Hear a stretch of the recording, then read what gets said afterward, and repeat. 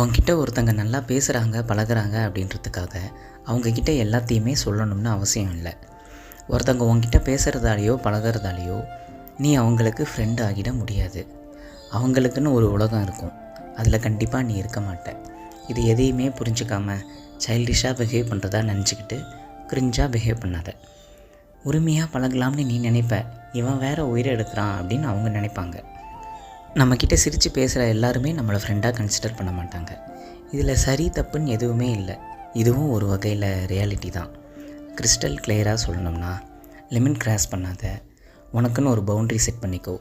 இதை தாண்டி நீயும் போகாத, மற்றவங்களையும் அலோவ் பண்ணாத. அப்புறம் ஹாப்பினஸை மற்றவங்கக்கிட்ட எதிர்பார்க்காத. உன்னோட ஹாப்பினஸ் உனக்குள்ளே தான் இருக்குது. முதல்ல உன்னை நீ லவ் பண்ணு, உன் தாட்ஸை ரெஃப்ரெஷ் பண்ணு.